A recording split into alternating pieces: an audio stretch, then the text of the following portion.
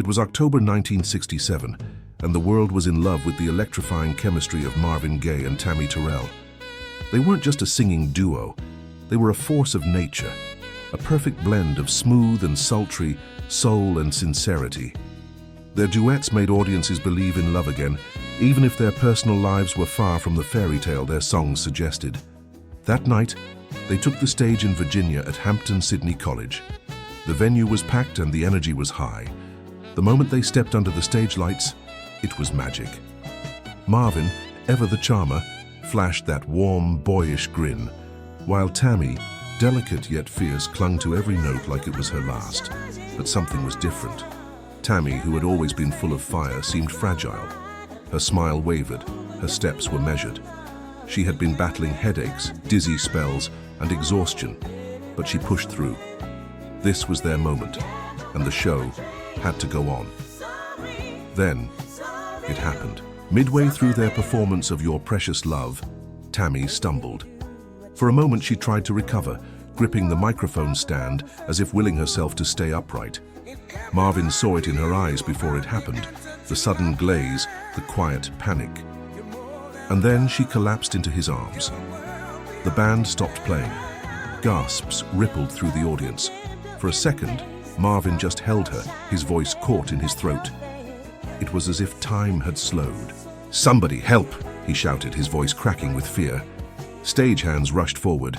Tammy's small frame was limp against him.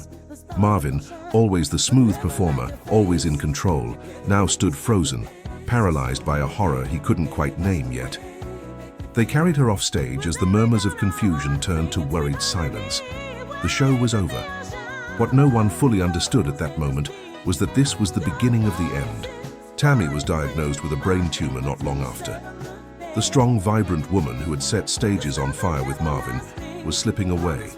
She endured multiple surgeries, each one chipping away at the bright, hopeful star she once was. Marvin was devastated. He visited her often, but he struggled with his own demons: guilt, helplessness, anger at the industry that worked artists to the bone without concern for their well-being. Tammi had been only 22 when she collapsed, too young to be fighting for her life. She never performed again. Marvin, who had once found solace in the spotlight, now saw it differently. Without Tammi, it felt colder, lonelier. Their duets became echoes of a time when everything was still possible. When Tammi passed in 1970, Marvin didn't attend the funeral. He couldn't. He later admitted it was too much, too final. He spiraled into depression, and his music changed forever. The pain bled into his work, shaping What's Going On, an album soaked in sorrow and social unrest. Tammy's fall on that stage wasn't just the end of a performance.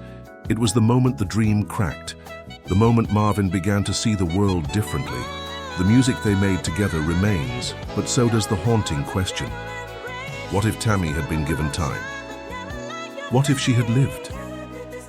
Would Marvin have followed the same path? Or was her loss the turning point that made him the legend we remember today? As the final note faded that night in Virginia, so did an era of hope, of youthful joy, of a love that could have been both on and off the stage.